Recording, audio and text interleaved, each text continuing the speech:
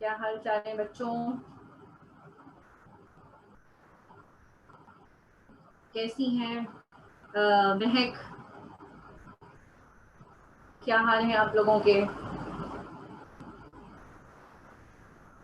कुछ तो बताएं। कोई सब कुछ भूल गए? साइन लैंग्वेज क्या थी? क्या पहले लेक्चर में हमने कहा था कैसे पता चलेगा कि सब सही है? सब खैरियत से हैं? क्या मेरी आवाज आ रही है सबको?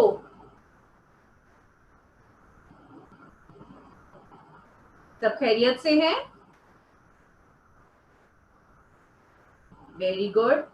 सब क्लास में जो कुछ पढ़ाई होती है उसको कभी कभी खोल के पढ़ लेते हैं? गुड, ये जबरदस्त बात है। ठीक है, वेल डन, वेरी गुड। तो पता चल जाएगा कौन कौन पढ़ लेता है और कौन कौन नहीं पढ़ता है ना? हमारा रीकैप, कल के लेक्चर का रीकैप करके आगे चलते हैं। कल का लेक्चर सेल मेम्ब्रेन डिस्कस हो रही थी, ठीक है? और सेल मेम्ब्रेन की बहुत सी बातें डिस्कस कर चुके हैं हम। सेल मेम्ब्रेन डिस्कस हो रही थी, सेल मेम्ब्रेन की काफी बातें डिस्कस कर ली हैं और काफी बातें आज डिस्कस होनी है। जो कल बातें हुई थी जरा उसका एक छोटा सा रिकैप करते हैं वन बाय वन। मैं जिस जिसका नाम लेती जाऊंगी वो मुझे जल्दी से पॉइंटर्स में बताते जाएगा ताकि हम कल की बातों को जल्दी से रिकैप करके और फिर आगे बढ़े, ठीक है? तो अमरता, आपसे स्टार्ट करते हैं। सेल मेम्ब्रेन का दूसरा नाम? अमरता, सेल मेम्ब्रेन का दूसरा नाम?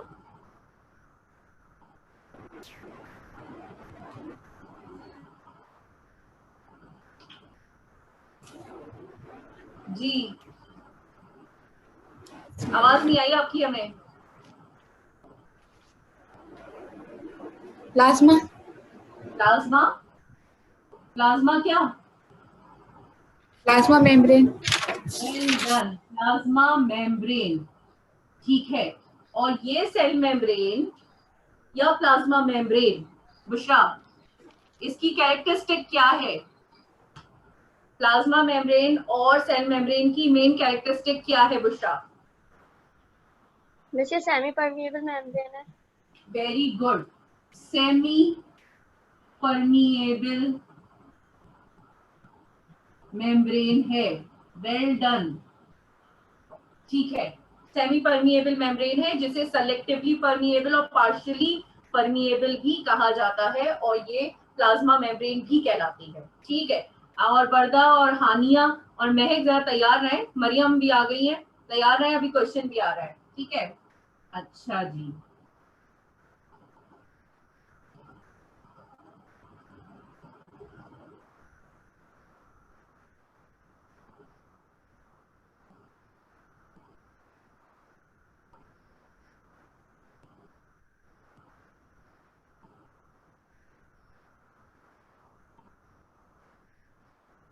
हाँ जी। पहले तो अनम्यूट हो जाइए हानिया, हानिया जल्दी से अनम्यूट हो जाइए। आपकी तरफ आ रहे हैं हानिया, जरा एक मिनट। हाँ हानिया, what is this called? Phospholipid. Phospholipid layer, है ना? Phospholipid layer. लिपिड लेयर, तो ये फॉस्फोलिपिड लेयर वन कह दूं इसे? यस। ठीक है, फॉस्फोलिपिड लेयर वन। और ये क्या है?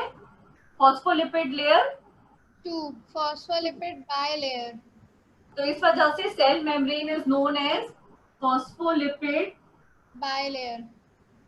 लिपिड बाय लेयर, ठीक है, ओके। हानिया के बाद मरियम, मरियम अनम्यूट हुई जल्दी से। मरियम, ये क्या था?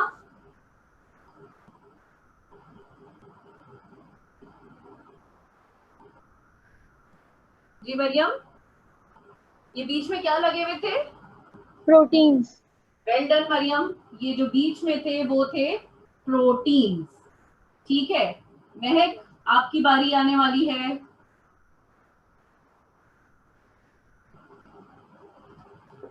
महक रेडी रहिए, आपसे कोई एक सवाल आने वाला है अभी।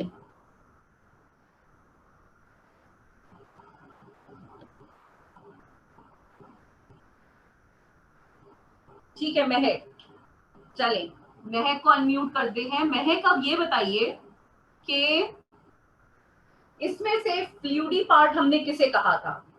प्रोटीन भी हो गया, फॉस्फोलिपिड बाइलेयर भी हो गई। कौन सा पार्ट इन दोनों में ऐसा था जिसे हमने कहा था फ्लूइडी पार्ट है, लिक्विड है, जिसकी वजह से फ्लेक्सिबिलिटी है सेल मेम्ब्रेन में? फॉस्फेट। सॉरी क्या है? फॉस्फेट। फॉस्फोलिपिड बाइलेयर फ्लूइडी पार्ट है, लिक्विड पार्ट है, जिसकी वजह से सेल मेम्ब्रेन फ्लेक्सिबल है। ठीक है। और अरहम अपना कैमरा ऑन करके माइक अनम्यूट कीजिए, शाबाश जी अरहम। और अरहम सॉलिड पार्ट क्या था इस सेल मेम्ब्रेन का? सॉलिड पार्ट क्या था?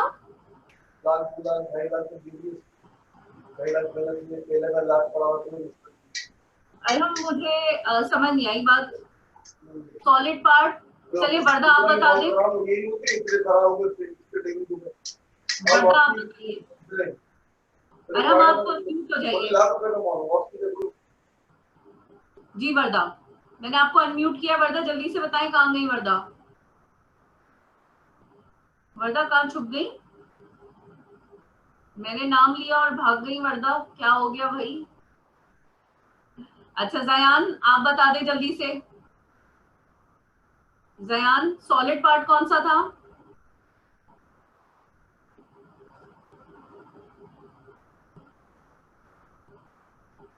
ठीक है, सॉलिड पार्ट जो था वो ये प्रोटीन्स थे। ये बातें तो सब क्लियर है ना सबको कि फ्लूइडी पार्ट जो था वो लिपिड बाइलेयर थी और सॉलिड पार्ट जो था वो प्रोटीन था। अब बात आगे हमारी ये बढ़ी थी कि सेल मेम्ब्रेन का एक्चुअली फंक्शन है ट्रांसपोर्ट, सही है। और ट्रांसपोर्ट किन चीजों की? फर्स्ट क्वेश्चन ये उठता है कि सेल में ऐसी क्या चीजें हैं या क्या मॉलिक्यूल्स हैं या क्या पार्टिकल्स हैं जो सेल में जाते हैं, एंटर होते हैं या सेल में ट्रांसपोर्ट होते हैं, और कौन से मॉलिक्यूल सेल से बाहर आते हैं। This is very important thing to understand. तो उसके लिए हम एक आसान सी बात करेंगे और उसके लिए हम दो वर्ड यूज करेंगे, जिसको पहले हम क्लैरिफाई करेंगे कि उन वर्ड्स के मतलब क्या है, और फिर हमें खुद ब खुद बातें क्लियर होती चली जाएंगी। सेल में दो तरह की चीजें एंटर होती हैं और बाहर जा सकती हैं। कुछ चीजें होती हैं पोलर और कुछ चीजें जो अंदर जा रही हैं और बाहर भी आती हैं वो होती हैं नॉन पोलर। हमने यानी सिर्फ ये दो एक्चुअली मटेरियल नहीं है, ये जितना भी मटेरियल अंदर जा रहा है और अंदर से बाहर आ रहा है सेल के, उसको क्लासिफाई कर दिया है हमने, उसके केमिकल नेचर बताया है कि उसका केमिकल नेचर या तो पोलर होता है या नॉन पोलर होता है। अच्छा, अब ये पोलर के क्या मतलब है, पोलर वर्ड से क्या मुराद है? तो पोलर उन चीजों को कहते हैं या उन मॉलिक्यूल्स को पोलर कहते हैं जिन पे पोल्स होते हैं। पोल्स क्या चीज है? क्या ये बिजली के खंभों की बातें हो रही हैं, बिजली के पोल्स हैं, या ये क्या है? तो एक्चुअली जो मॉलिक्यूल्स हैं, जो कंपाउंड्स हैं, कंपाउंड जितने भी होते हैं, ये आपकी केमिस्ट्री इसमें थोड़ी सी इन्वॉल्व है कि आपने केमिस्ट्री में नाम सुने होंगे, एलिमेंट्स, कंपाउंड्स, आयंस। सुने? ये तीन वर्ड सुने होंगे ना? जिसने सुने बता दे जरा मुझे। सबने ये नाम सुने हुए? ठीक है, गुड गुड गुड। आयंस सबको मालूम है क्या होते हैं, ठीक है ना? तो कुछ ऐसे कुछ आयंस होते हैं, जैसे आयंस होते हैं आपके सोडियम आयन, चार्ज होता है ऊपर इसलिए वो आयन कहलाता है। Potassium ion, calcium ion, ions हैं। इन तीनों को हम आयंस कहेंगे। इस जैसे और भी आयंस होते हैं, जैसे क्लोराइड आयन, ठीक है? तो ये आयंस कहलाते हैं। अग्री? सब इस बात से मुत्तफिक हैं? इन आयन के ऊपर क्या है? चार्ज। चार्ज। तो इस चार्ज वाले जो भी एलिमेंट है जिनके ऊपर चार्ज है, जिन्हें आयंस कहा गया है, उन्हें हमने कैटेगराइज किया है एज पोलर, क्योंकि उन पे चार्ज है। पोल्स दो होते हैं, positive pole and negative pole. इनके ऊपर पॉजिटिव चार्ज है। कुछ ऐसे एलिमेंट्स होते हैं जैसे क्लोराइड आयन, उनके ऊपर क्या है, नेगेटिव चार्ज। ठीक है, तो जो चार्ज पार्टिकल्स होते हैं, चार्ज पार्टिकल्स यानी जिनके ऊपर या तो प्लस है या माइनस है, चार्ज पार्टिकल्स को हम कैटेगराइज करते हैं एज पोलर। पोलर, यहां तक सारी बातें समझ आ रही हैं? ठीक है। अच्छा, ये बात अभी तैयार करने जा रहे हैं कि सेल के अंदर कौन कौन क्या क्या मटेरियल जाएगा और क्या क्या बाहर आएगा। तो जो जा रहा है उसका नेचर पोलर भी हो सकता है और नॉन पोलर भी हो सकता है। पोलर के क्या मतलब है, ऐसे पार्टिकल्स या मॉलिक्यूल्स या सब्सटेंसेस जिनके ऊपर पोल्स हैं। पोल्स मतलब या तो उनपे पॉजिटिव चार्ज है या उनके ऊपर नेगेटिव चार्ज है, तो वो आयंस भी हो सकते हैं। और इसके अलावा पोलर क्या सब्सटेंसेस होती हैं, पोलर में हम दो चीजें और शामिल करते हैं, और वो दो चीजें हैं शुगर, ग्लूकोज एंड वाटर। इनको भी हम पोलर कहते हैं। ठीक है, ग्लूकोज एंड वाटर को भी हम पोलर कहते हैं, यानी कि ये चीजें वाटर सॉल्युबल हैं और वो वाटर इज अ पोलर। उसके भी दो पोल्स हैं, H2O के जब आप उसको ब्रेक करते हैं उसके दो पोल हैं, hydrogen ion, NOH ion. Water क्या होता है, वाटर इज H2O जिसका केमिकल स्ट्रक्चर है HOH। H पे है पॉजिटिव पोल और OH है नेगेटिव पोल। हो गया पोलर वाटर भी, पोलर हो गया वाटर। आज सबकी वीडियो क्यों बंद है भाई? सिर्फ बुशरा और मरियम हैं, सब जल्दी से वो वीडियो खोले ताकि मुझे पता हो सब यहीं बैठे हुए और पार्टी नहीं कर रहे पीछे। सब यहाँ क्लास ले रहे हैं, अकेले पार्टी नहीं कर रहे। देखो पार्टी साथ करनी है, अकेले नहीं करनी है। तो सब अभी क्लास के वक्त सब साथ में क्लास में आ जाइए। शाबाश, well done. Alina confirm party में थी, मुस्कुरा रही है क्योंकि। तो पोलर की बात समझ में आई। जिन जिन के पास पोल हैं, पॉजिटिव और नेगेटिव पोल्स, चाहे वो आयंस हैं या वो दूसरे पोलर कंपाउंड्स हैं, उनको हम पोलर कहते हैं। पोलर समझ में आ गया सबको? पोलर समझ में आया सबको?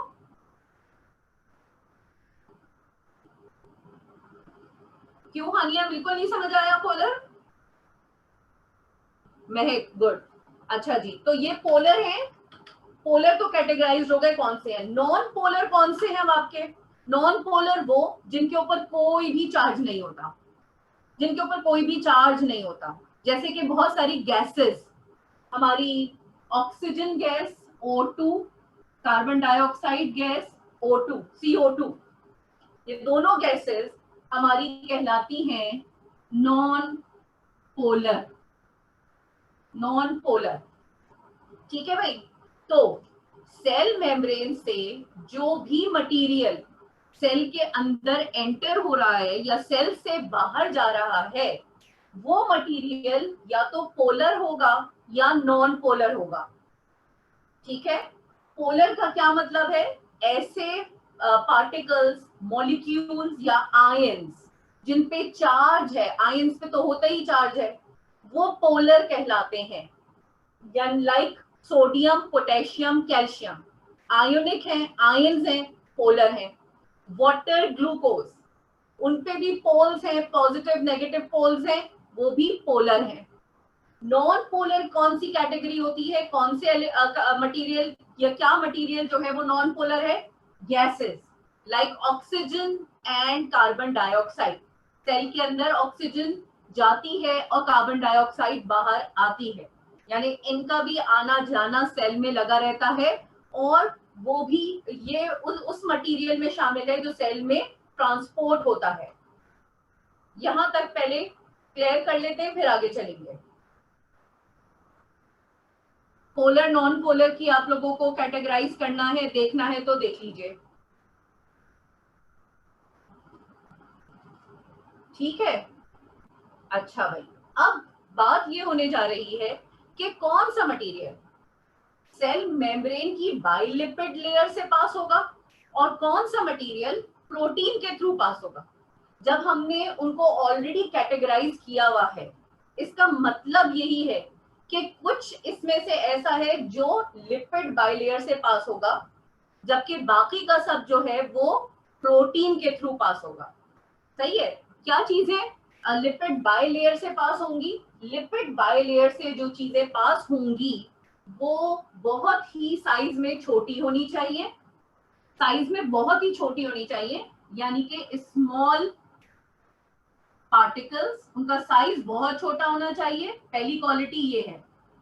जो लिपिड बाइलेयर से चीजें पास होंगी वो स्मॉल पार्टिकल्स होने चाहिए, फर्स्ट थिंग।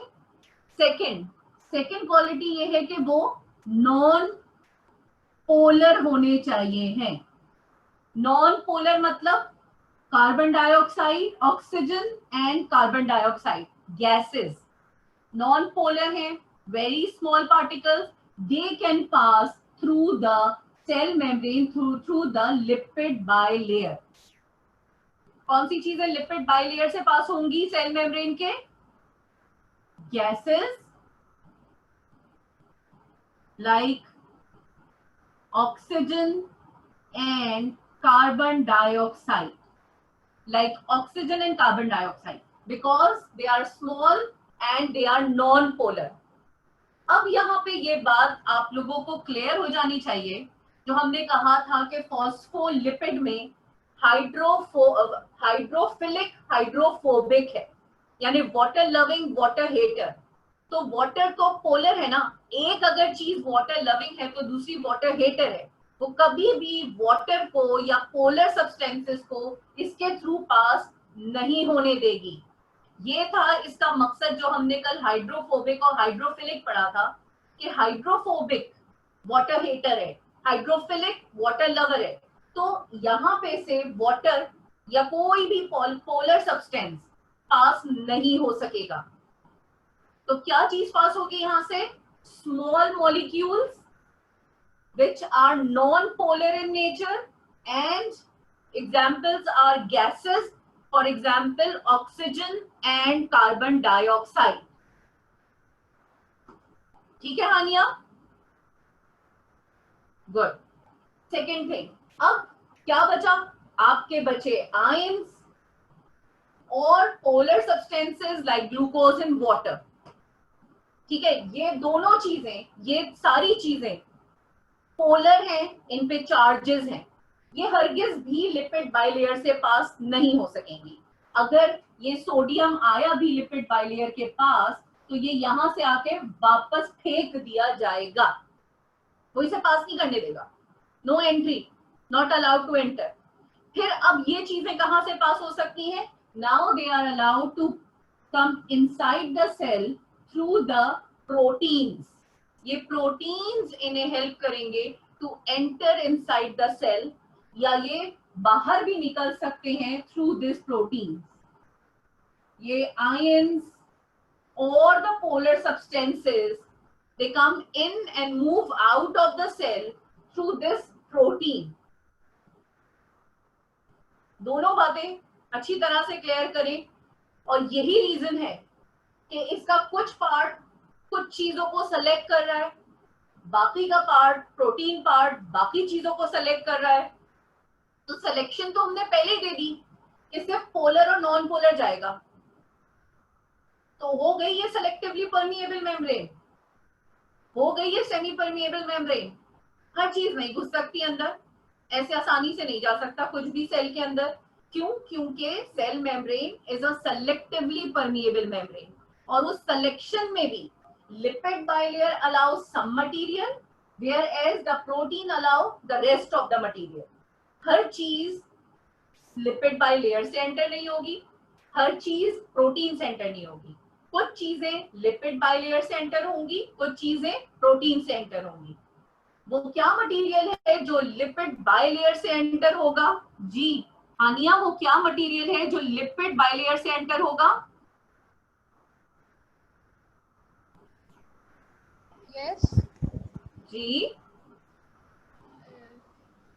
वापस पूछा, हमने क्या पूछा? मैंने पूछा हानिया कि लिपिड बाइलेयर से कौन सा मटेरियल एंटर हो सकता है, पोलर या non polar? Non polar. Well done Hania. और नॉन पोलर के साथ एक और शर्त होनी चाहिए कि वो क्या है, स्मॉल साइज के मॉलिक्यूल या पार्टिकल्स हैं, है ना? ठीक है, वेल डन, गुड। मरियम, आपका क्या ख्याल है? आपका क्या ख्याल है मरियम के प्रोटीन्स के थ्रू क्या चीजें पास होती हैं? Miss polar. पोलर।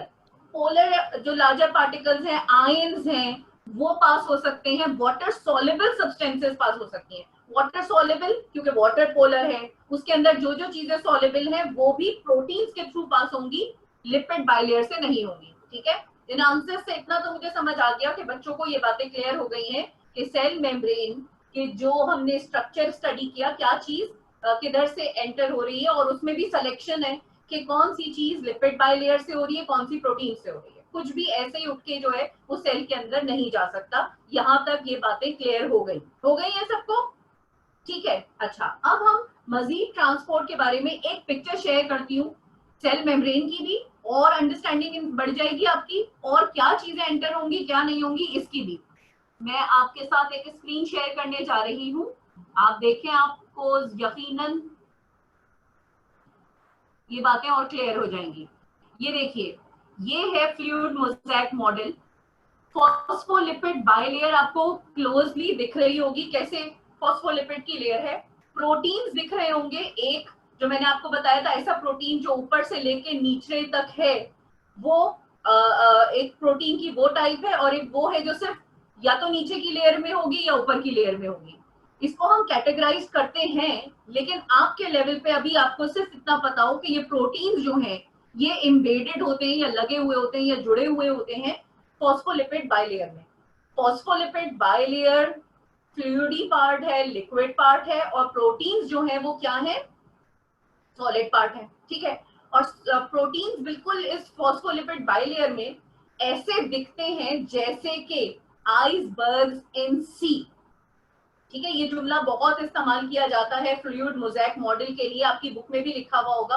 तो इसका मतलब अब आप यही समझिएगा, जैसे कि बर्फ पानी पे फ्लोट करती है, ऐसे ही प्रोटीन इस फ्लोटिंग लेयर के ऊपर एम्बेडेड है, जड़े हुए हैं।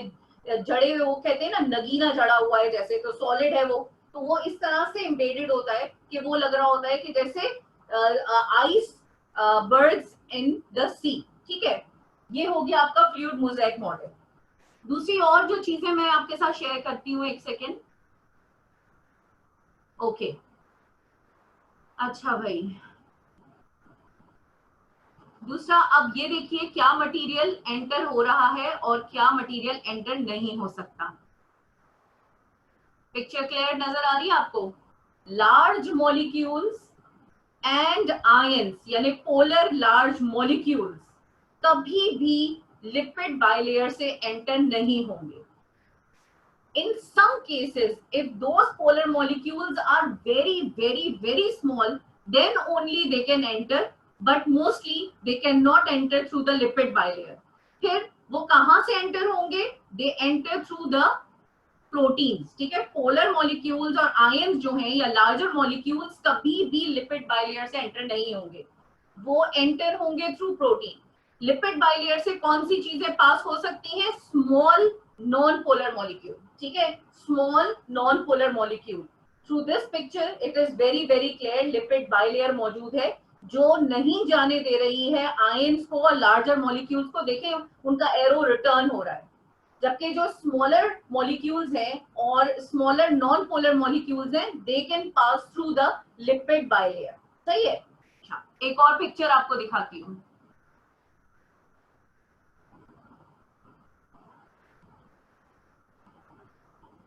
जी, दिख रही है ये पिक्चर क्लियर दिख रही है सबको? अनदर पिक्चर, ठीक है।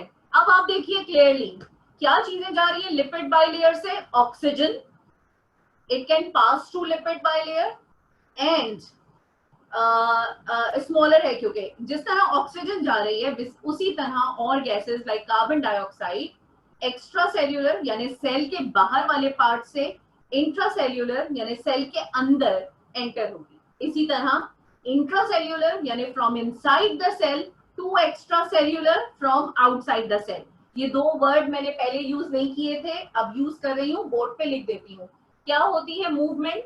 या तो इंट्रा एक्स्ट्रा सेल्यूलर, ये वाला पार्ट जो सेल मेम्ब्रेन के बाहर वाला पार्ट है, सेल के बाहर वाली जगह को हम कहते हैं एक्स्ट्रा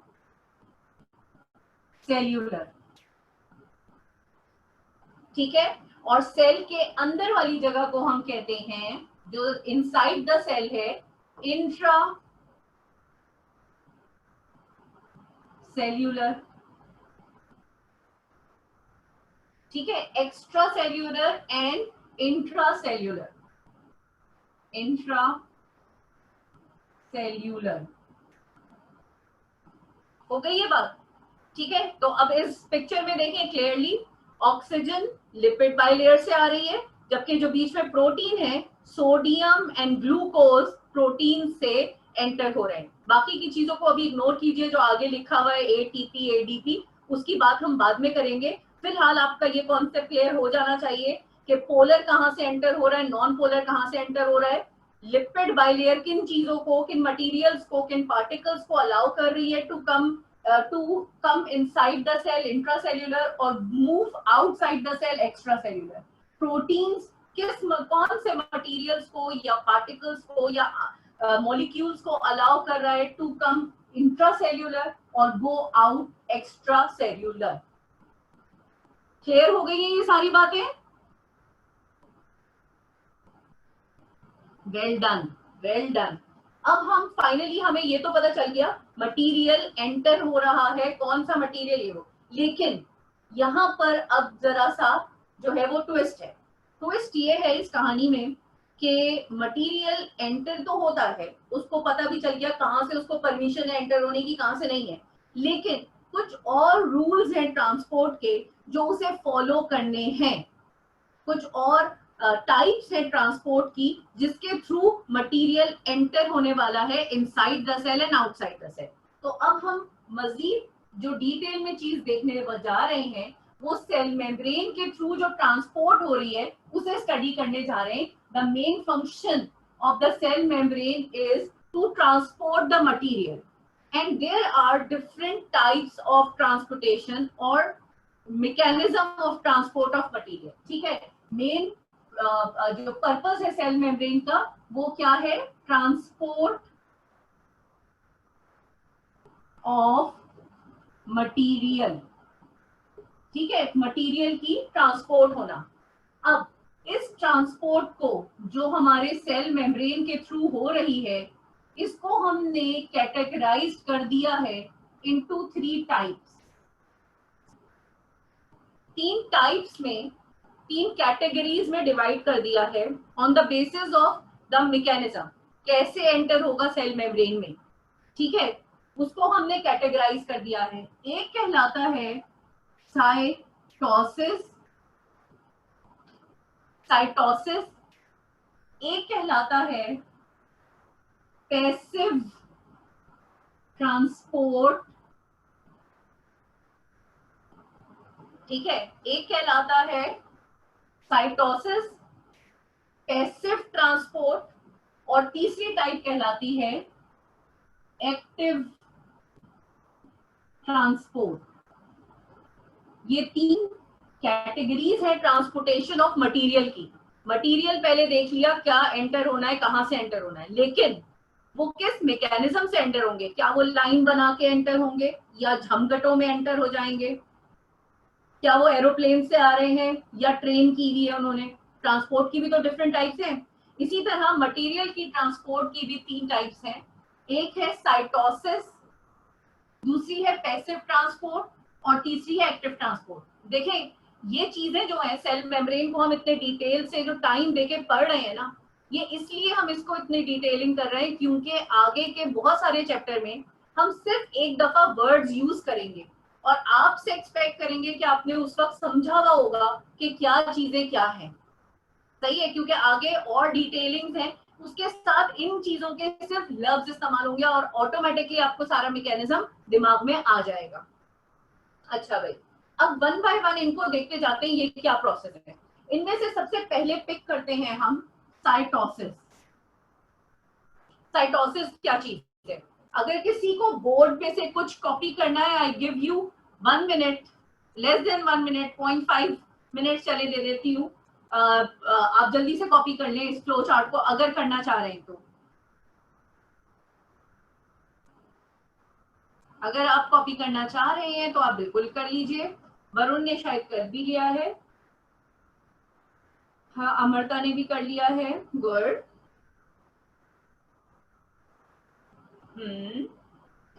आप करना चाहें तो कर ले, मैं आगे जा रही हूँ कि मैं बोर्ड रब कर दूंगी। ओके गुड, ठीक है। अब बात शुरू करते हैं साइटोसिस से। साइटोसिस क्या चीज है? देखें, यहाँ एक बात क्लियर करें पहले, मैं दोबारा रिकॉल करवा रही हूँ। सेल मेम्ब्रेन थी ऐसी, प्रोटीन लगा हुआ था, ऐसी थी सेल मेम्ब्रेन, ठीक है। मैंने पूरी डिटेलिंग नहीं की लेकिन ऐसी थी, है ना, ठीक है। अच्छा, अब हर चीज सेल मेम्ब्रेन के थ्रू पास नहीं होती। थ्रू पास होने का मतलब क्या है? आर पार नहीं हो सकती। वो चीजें जो अभी हमने पढ़ी थी, पोलर और नॉन पोलर, वो सेल मेम्ब्रेन के थ्रू पास हो रही थी, चाहे वो लिपिड बाइलेयर से होती या प्रोटीन से हो रही है, ठीक है। थ्रू पास होने का मतलब है सेल मेम्ब्रेन के अंदर से गुजर के। इस बात के बारे में समझ आ गई बात? ठीक है। अब है कुछ और मटेरियल जो लार्जर मॉलिक्यूल्स हैं या लार्जर पार्टिकल्स हैं। कुछ ऐसा मटेरियल है, हम पढ़ रहे हैं साइटोसिस, ठीक है। कुछ ऐसा मटेरियल है जो बहुत ही लार्ज मॉलिक्यूल्स हैं या लार्ज पार्टिकल्स हैं, ठीक है। वो इतने लार्ज पार्टिकल्स हैं कि ना अब वो लिपिड बाइलेयर से पास होंगे ना वो प्रोटीन से पास होंगे, वो इन दोनों के थ्रू पास नहीं होंगे, लेकिन उन्हें सेल में एंटर होना है, ठीक है। अब जो प्रोसेस होने जा रहा है उसमें सेल मेम्ब्रेन के आर पार वो एंटर नहीं होंगे, बल्कि सेल मेम्ब्रेन एक वेसिकल सा बना लेगा, एक फोल्डिंग बनाएगा और वो ऑटोमेटिकली उस फोल्डिंग के साथ अंदर एंटर हो जाएंगे। जैसे वो हड़प कर लेगा, सेल उन्हें इंगल्फ कर लेगा। ये मैं आपको बताती हूँ कैसे होगा। फॉर एग्जाम्पल, यहां तक ये बात समझ में आई कि वो सेल मेम्ब्रेन के थ्रू पास नहीं होंगे। थ्रू का मतलब ये है कि उसके आर पार नहीं हो सकते, बल्कि क्या होंगे? फॉर एग्जाम्पल, ये सेल है, ठीक है। एक लार्जर पार्टिकल सेल के करीब आया। अब सेल में क्या होता है, ये जो सेल मेम्ब्रेन में आप बड़ी क्लासेस में जाके पढ़ेंगे जाकर के रिसेप्टर्स वगैरह भी होते हैं कि जैसे ही वो लार्जर पार्टिकल करीब आता है, सेल मेम्ब्रेन को सिग्नल मिल जाता है कि कोई चीज आ रही है जिसे अंदर लेके जाना है। उसके थ्रू पास नहीं हो सकती क्योंकि वो इतनी बड़ी है कि ना वो लिपिड बाइलेयर से जा सकती है ना प्रोटीन से जा सकती है।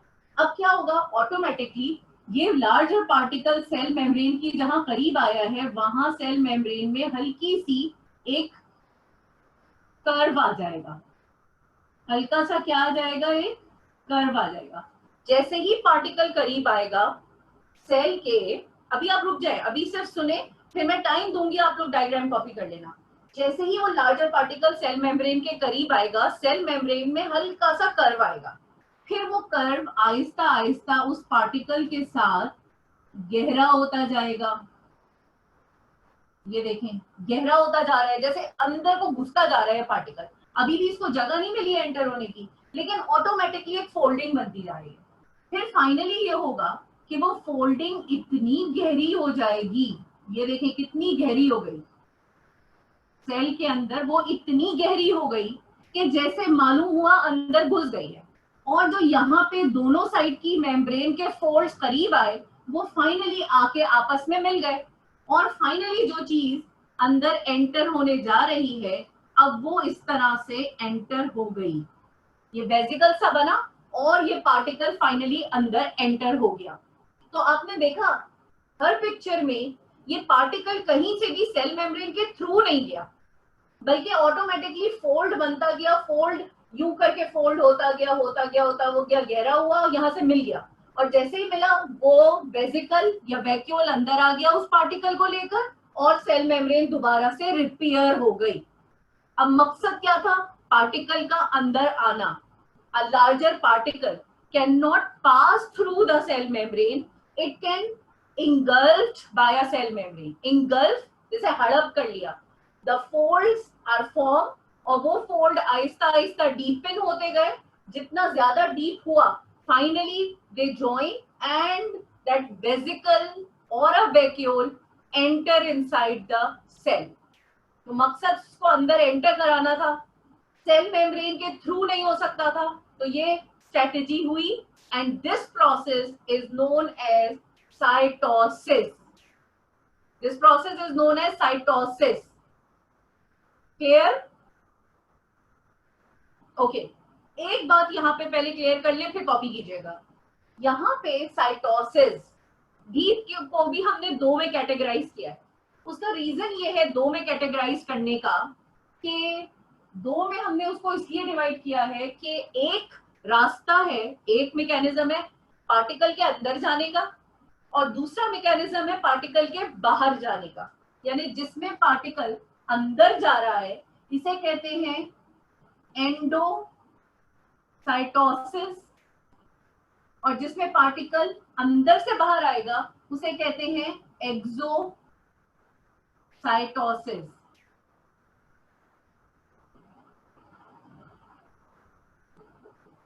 ठीक है, तो यानी ये जो मैंने डायग्राम बनाई है ये एक्चुअली डायग्राम किसकी है?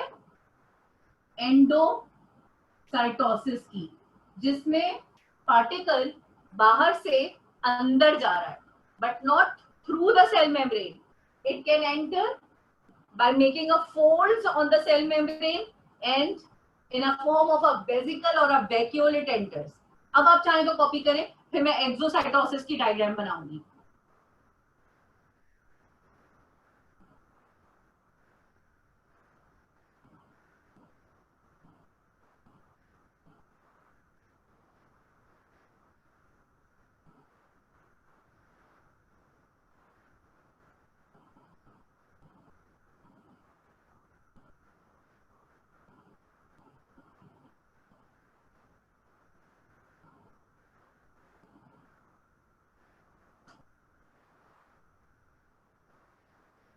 गुड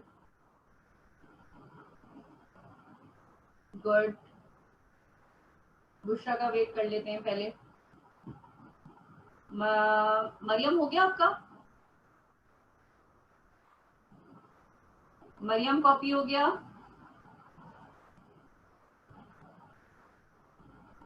ठीक है, सही है, गुड। चलें आगे चलो, एक्सोसाइटोसिस बनाऊंगा। ठीक है तैयबा, एक्सोसाइटोसिस में क्या होता है? अब ये larger molecule inside the cell है और इसे निकालना है सेल से बाहर। लार्ज पार्टिकल या लार्ज मॉलिक्यूल इस वक्त इनसाइड द सेल है और इसे हमें निकालना है सेल के बाहर। ठीक है, सेल के बाहर जाना है इसने। ये आ गया दोबारा सेल मेम्ब्रेन के करीब आ गया ताकि ये यहाँ से बाहर निकले। जब ये सेल मेम्ब्रेन के करीब आया तो ऑटोमेटिकली सेल मेम्ब्रेन में दोबारा से एक हल्की सी फोल्डिंग यूं करके आई है।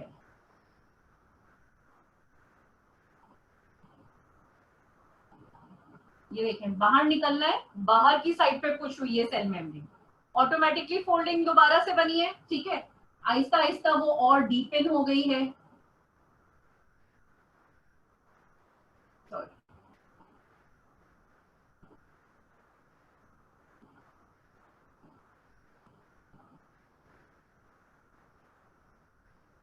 ठीक है, एंड फाइनली वो जब बहुत ज्यादा डीप हो जाएगी, यहां से और ज्यादा क्लोज हो जाएगी, तो फिर वो बाहर निकल जाएगा एक्सोसाइटोसिस, यानी एग्जिट हो रहा है, बाहर ना जा रहा है। पहले वो करीब आ जाएगा सेल मेम्ब्रेन के, जैसे ही वो करीब आएगा सेल मेम्ब्रेन में फोल्डिंग्स फॉर्म हो गई, वो फोल्डिंग डीपन हो गई और करीब हो गई एंड फाइनली वो पार्टिकल बाहर निकल गया। This is exocytosis, this is exocytosis, copy कीजिए जरा जल्दी से, दिस इज एक्सोसाइटोसिस।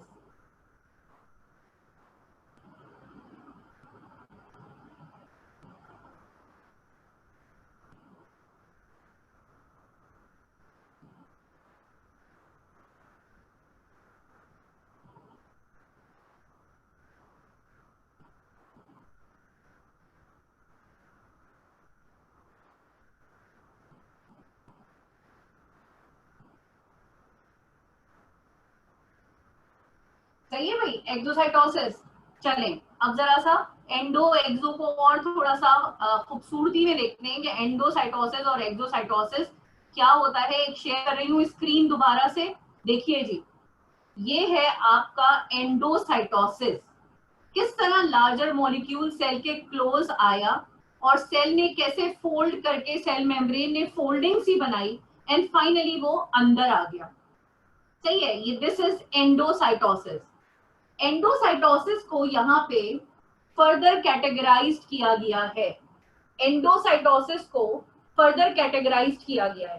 ठीक है, एक मिनट में पहले उसको कैटेगराइज कर दूं, फिर दोबारा से ये पिक्चर दिखाती हूँ आपको। एंडोसाइटोसिस को भी कैटेगराइज किया है। Endo means larger particle move in, ठीक है, लार्जर पार्टिकल मूव इन। सिर्फ लार्जर पार्टिकल मूव इन नहीं हो रहा, this endocytosis is further classified into two. When the larger solid particle enter inside, it is known as phagocytosis. ठीक है, and when the liquid toxic material come inside, this is known as pinocytosis. अच्छा, phagocytosis जब कोई solid particle enter होगा, solid large particle enter होगा inside the cell, इसलिए क्योंकि वो सॉलिड पार्टिकल है तो इसलिए हम उसको कह देते हैं सेल ईटिंग। देखिए, आपका जो सॉलिड फूड होता है आप उसे खाते हैं और जो लिक्विड होता है उसे पीते हैं, एम आई राइट?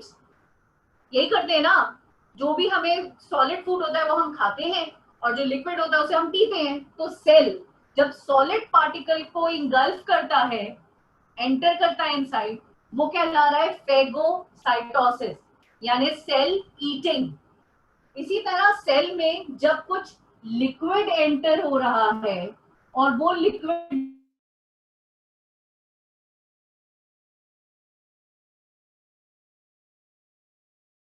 या सेल ड्रिंकिंग, पिनोसाइटोसिस और सेल ड्रिंकिंग यानी पीना। पीनो से याद रखिएगा, पीना, पीते हैं ना लिक्विड चीजें। तो एंडोसाइटोसिस को फर्दर कैटेगराइज किया है हमने into phagocytosis and pinocytosis. Phago मतलब सेल ईटिंग, क्योंकि सॉलिड पार्टिकल को इंगल्फ करना है। पिनो मतलब सेल ड्रिंकिंग, क्योंकि लिक्विड को इंगल्फ करना है। These are the categories of endocytosis.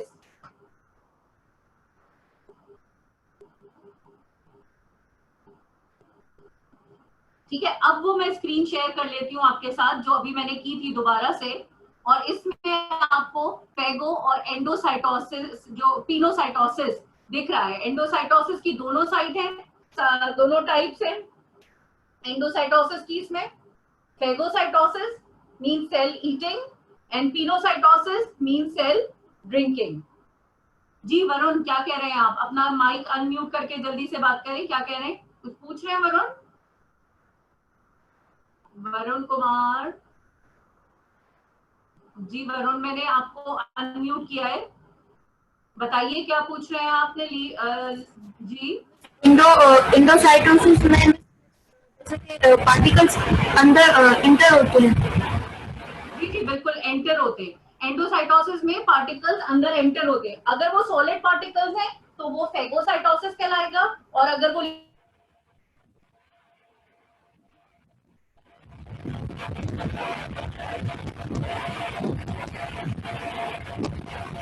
Arun clear हो गया आपको? Yes, miss. म्यूट हो जाइए जल्दी से। गुड। और कोई क्वेश्चन कोई पूछना चाहे यहीं पे क्लियर कर लेते हैं।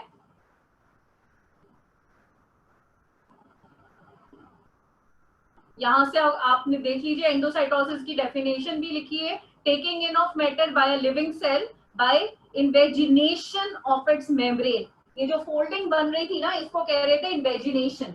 ये जो ये फोल्डिंग थी ना, इसको कह रहे हैं सेल में इन्वेजिनेशन हो रही है, वो डीपन हो रहा है, नीचे गहराई सी बन रही है। Invagination in the of a cell membrane of its membrane to form a vacuole is known as endocytosis. और एंडोसाइटोसिस में दोनों कैटेगरीज हैं। If the cell is eating a solid particle, it is known as phagocytosis. If a cell is engulfing or getting the liquid, then it is known as cell drinking, it is pinocytosis.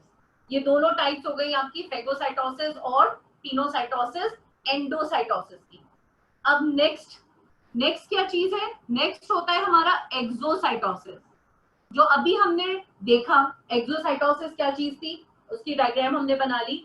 Cell से from inside to outside जाना, सही है, अंदर से बाहर जाना। अब आप इस डायग्राम में देखिए, सेल के वो लार्जर पार्टिकल पहले सेल मेम्ब्रेन के क्लोजर आए, फिर ऑटोमेटिकली दे एग्जिट आउट, उनमें एक्सोसाइटोसिस हो गई। नजर आ रहा है सबको? नजर आ रहा है कैसे दे कम क्लोजर?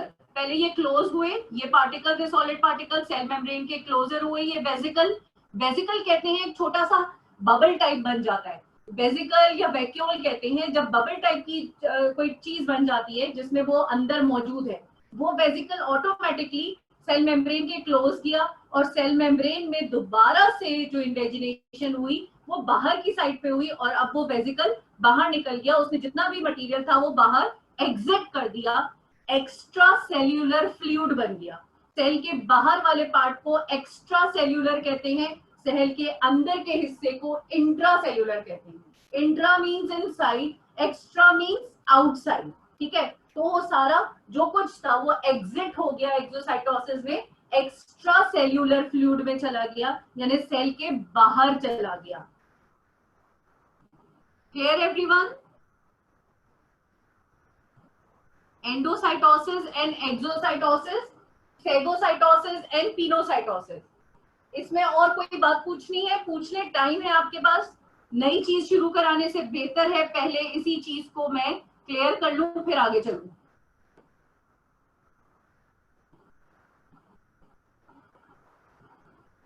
अमरता को समझ आ गया है, एंड मरियम आपको रिस्पॉन्ड नहीं कर रही, तैयबा आप भी गायब हैं। जल्दी से सब वीडियो ऑन कर ले, थोड़ी देर बात कर लेते हैं, हमारे पास वैसे भी क्लास का टाइम तो ऑलमोस्ट ओवर हो गया है।